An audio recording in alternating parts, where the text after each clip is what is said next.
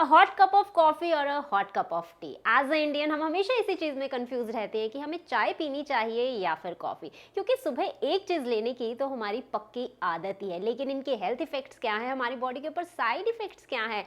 Weight loss journey की बात करें, आयरन कैल्शियम एब्जॉर्प्शन में बहुत सारी चीज़ें हैं। तो आज हम इन्हीं सब चीज़ों के बारे में बात करने वाले हैं एंड फिगर आउट करेंगे is T is a better option for you और is coffee is a better option for you. Let's get into the bottom of this.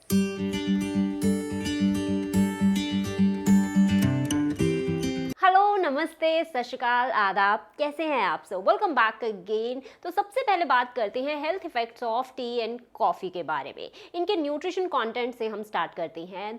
चाहे हम कॉफ़ी की बात करें चाहे टी की बात करें, दोनों में ही कैफीन डेफिनेटली प्रेजेंट होता है। A cup of 250 ml of coffee में हमें 95 मिलीग्राम तक कैफीन देखने को मिलता है। A cup of T 250 ml of T में हमें 45 टू 48 मिलीग्राम तक कैफीन देखने को मिलता है। और कैफीन हमारी बॉडी में सिर्फ एक स्टिमुलेंट का ही काम करता है, इससे ज़्यादा उसका कोई भी रोल नहीं होता। That's why when you are taking either coffee और टी जिसमें कैफीन प्रेजेंट होता है, वो आपकी फिजिकल एक्टिविटी को एनहांस करती है, अलर्टनेस को इंक्रीज करती है, आपके मूड को और भी ज़्यादा एनहांस कर देती है, आपको एक्टिव रखती है। लेकिन जो कॉफ़ी होती है वो आपको हमेशा जर्क में एक्टिवनेस प्रोवाइड करती है, because it contains too much of caffeine in it.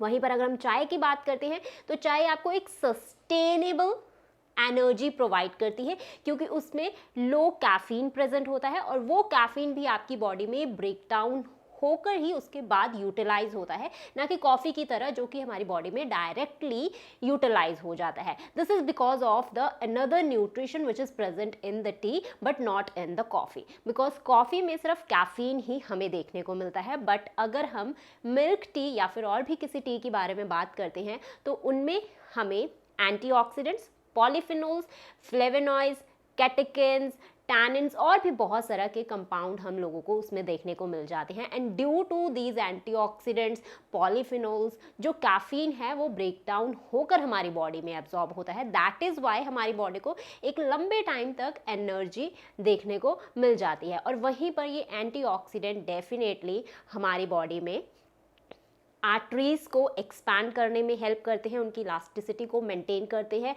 Non communicable diseases like BP, cardiovascular diseases, MI, stroke, heart attack, इन सभी को रोकने में भी बहुत ही मेजर रोल प्ले करते हैं। बट वहीं पर अगर हम कॉफ़ी की बात करते हैं तो कॉफ़ी डेथ रेट यानी कि मोर्टालिटी रेट को कम करता है, यानी कि आपकी लाइफ एक्सपेक्टेंसी को जो कॉफ़ी है, कैफीन है, वो एनहांस करती है। अब इनकी कोई लिमिट भी होती है या फिर नहीं? डेफिनेटली इनकी लिमिट होती है। आप एक दिन में सिर्फ 50 मिलीग्राम से 300 मिलीग्राम तक कैफीन का ही इंटेक कर सकते हैं, इससे ज़्यादा नहीं कर सकते हैं। तो आप सोच सकते हैं कि आप 2 कप ऑफ कॉफ़ी या फिर 2 कप ऑफ चाय के ही ले सकते हैं, लेकिन कैफीन और अदर इंग्रेडिएंट के साथ इनकी ड्राइंग, हीटिंग और एसिडिक प्रॉपर्टीज़ भी होती हैं। इसीलिए जब भी चाय या फिर कॉफ़ी को गल्प किया जाता है तो कोशिश की जाती है ताकि उनमें दूध डाला जाए, because it has a alkaline property. जब उसमें दूध को डाल देते हैं तो इनका जो इफेक्ट है वो लिटिल बिट काम हो जाता है। दैट्स वाई कहते हैं कि रॉ कॉफ़ी, और हम कह सकते हैं जो रॉ टी होती है, जैसे वाइट टी होगी, उलोंग टी होगी, ग्रीन टी, जो रॉ टीज होती हैं उन्हें कंज्यूम नहीं करना चाहिए, because they are having higher acidic properties. Now जब दूध की बात आती है कि हमें चाय और कॉफ़ी में दूध डाल लेना चाहिए, तो इसे लेकर भी बहुत ही बड़ी मिसकंसेप्शन और मिथ है कि अगर हम दूध डालते हैं तो डेफिनेटली हमारी बॉडी में आयरन एब्जॉर्प्शन जो है वो लो हो जाता है। क्या वाकई में ऐसा होता है? सबसे पहले हम चाय की बात करते हैं। जब चाय में हम दूध को इंक्लूड करते हैं, हम ब्लैक टी की बात कर रहे हैं, जैसे हम मोस्टली इंडिया में दूध डालकर ही बनाते हैं, चाय पत्ती दूध वाली जो होती है चाय, उसे जब हम कंज्यूम करते हैं डेफिनेटली वो हमारी बॉडी में आयरन एब्जॉर्प्शन को कम करती है, लेकिन उसका इफेक्ट हमारी बॉडी में ओनली 0.01% ही होता है। और वो उन्हीं लोगों को इफेक्ट करती है जो ऑलरेडी एनीमिक होते हैं, जिनकी बॉडी में पहले से ही खून की कमी है, यानी कि उनकी बॉडी में हीमोग्लोबिन की बात की जाए तो वो लगभग 7 ग्राम या 7 ग्राम से भी कम होता है। उन्हीं बॉडी में चाय पीने से हमें ये दिक्कत देखने को मिलती है। इसीलिए उन लोगों को कहा जाता है कि आपको मोर आयरन रिच फूड आइटम्स को कंज्यूम करना चाहिए या फिर अपनी चाय कंजप्शन को थोड़ा सा कम करना चाहिए। लेकिन अगर आप एक नॉर्मल हेल्दी इंडिविजुअल हैं, आप में खून की कमी नहीं है, देन डेफिनेटली आप अपनी चाय में अगर दूध डालकर कंज्यूम करते हैं तो वो आपकी बॉडी के ऊपर उसका कोई भी हार्मफुल इफेक्ट नहीं देगी, कोई भी आयरन एब्जॉर्प्शन में आपकी बॉडी में नहीं रुकावट डालेगी। बिकॉज अगर हम जितने भी green leafy vegetable, whole cereals की बात करते हैं, इनमें भी इनहिबिटर्स प्रेजेंट होते हैं, फाइटेट्स प्रेजेंट होते हैं, जो डेफिनेटली आयरन की एब्जॉर्प्शन हमारी बॉडी में रोकते ही हैं। लेकिन ये इसीलिए बने होते हैं क्योंकि जितनी भी हम हरी चीज़ों से आयरन को लेते हैं, पहली बात तो उनकी हमारी बॉडी में यूजेबिलिटी, अवेलेबिलिटी बहुत ही ज़्यादा कम हो जाती है, एंड सेकेंड थिंग उनका इफेक्ट हमारी बॉडी में बहुत ही ज़्यादा माइनर होता है। दैट्स वाई हमेशा जो वेजिटेरियंस होते हैं उनमें खून की कमी हमें अक्सर ही देखने को मिलती है, और इंडिया में तो ये चीज़ बहुत ही ज़्यादा हाई है। दूसरी तरफ अगर हम कॉफ़ी की बात करते हैं, कॉफ़ी में जब हम दूध को डालकर लेते हैं तो कहते हैं कि ये कैल्शियम की ऑब्जॉर्प्शन को रोकता है, हमारी हड्डियों में जो कैल्शियम स्टोर होता है ये बेसिकली उन्हें लूज आउट कर देता है, एक्सक्रीट कर देता है। देन अगेन सेम वही फंडा इसी में भी अप्लाई होता है। कैल्शियम की जब हम बात करेंगे, जब दूध में ऑलरेडी कैल्शियम प्रेजेंट होता है तो उसका इफेक्ट आपकी बॉडी के ऊपर बहुत ही हमें माइनर देखने को मिलता है। इट्स इफेक्ट इज 0.1%, और ये इफेक्ट तभी हाईलाइट होता है अगर आप more than 3 cups of coffee एक दिन में कंज्यूम कर रहे हैं। अगर आप उससे कम कर रहे हैं, you are taking only 1 cup of coffee और you are taking only 2 cup of coffee in a day, then definitely उनका आपकी बॉडी के ऊपर कोई भी हार्मफुल इफेक्ट हमें देखने को नहीं मिलता। बट अगर आप एडिक्टेड हैं, एज वी सेड कि caffeine is a stimulant, it is a drug. पहले के टाइम पर इसे सिर्फ मेडिसिनल एलिमेंट को ट्रीट करने के लिए ही लोगों को दिया जाता था, but now it's become a part of our daily life. 100 से 200 साल पहले की अगर हम बात करें तब इंडिया में कोई चाय और कॉफ़ी के बारे में जानता भी नहीं था, लेकिन आजकल ये हमारी डाइट का, हमारी एक लाइफ का एक हिस्सा बन चुके हैं। और अगर हम कह दें कि आपको चाय नहीं पीनी है, देन डेफिनेटली वो इंसान उसके बिना रहना सोच ही नहीं सकता है। तो इसीलिए अगर आप चाहते हैं कि आप इसके गुड हेल्थ बेनिफिट्स को अपनी बॉडी पर लें, देन डेफिनेटली आपको इसकी जो कंजप्शन है वो बहुत ही मिनिमल अमाउंट में ही लेनी है, और इसकी कंजप्शन आपको most of the time between the meals, इधर ब्रेकफास्ट और लंच के बीच में, या फिर लंच या फिर डिनर के बीच में ही लेनी है। Like in the snake time पर ही आप चाय को कंज्यूम कर सकते हैं, तभी आपको इसके हेल्थ इफेक्ट्स देखने को मिलते हैं। अदरवाइज ये आपकी बॉडी में एसिडिटी बहुत ही ज़्यादा हाई कर देती है, जिसकी वजह से आपको कॉन्स्टिपेशन भी देखने को मिलता है। Now is there any harmful effects of coffee और tea if we are a daily drinker? Definitely. अगर आप ओवर कंज्यूम कर रहे हैं देन डेफिनेटली, जैसे कॉफ़ी की बात करें 3 कप बहुत ही ज़्यादा है, लेकिन 1 महीने के बाद आप 3 कप से भी ज़्यादा कंज्यूम नहीं कर सकते, आपको 2 ही लेने चाहिए। और वहीं पर अगर हम चाय की बात करें, अगेन 3 कप्स, उससे ज़्यादा आपको नहीं लेने चाहिए। लेकिन अगर आप 2 कप ही कंज्यूम कर रहे हैं तो आपकी बॉडी के ऊपर कोई भी बुरा इफेक्ट, हार्मफुल इफेक्ट हमें नहीं देखने को मिलेगा।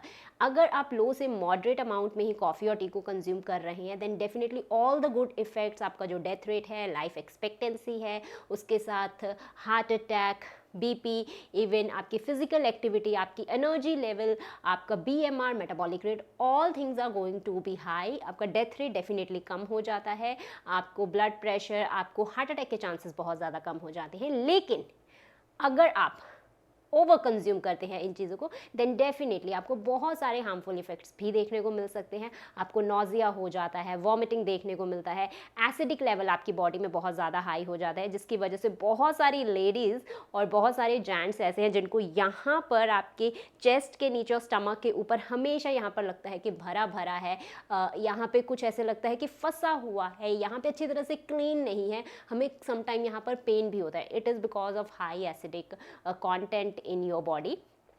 आपको कॉन्स्टिपेशन रहने लग जाती है, आपको इनडाइजेशन हो जाता है, GERD की प्रॉब्लम होती है, आपको एलर्जीज इन फ्यूचर में देखने को मिल जाती हैं, आपकी पल्स रेट, हार्ट रेट आपकी हाई होने लग जाती है, आपका ब्लड प्रेशर हाई होने लग जाता है, and definitely at that time आपको more cardiovascular diseases later in the ages देखने को मिल जाती हैं। तो ये सारे के सारे हार्मफुल इफेक्ट्स आपको उन्हीं चाय और कॉफ़ी से देखने को मिलेंगे जिनके आपकी बॉडी में हेल्थ बेनिफिट्स भी होते हैं। लेकिन अगर आप उन्हें लो से मॉडरेट अमाउंट में यूज़ करेंगे तभी आपको उनके हेल्थ बेनिफिट्स देखने को मिलते हैं।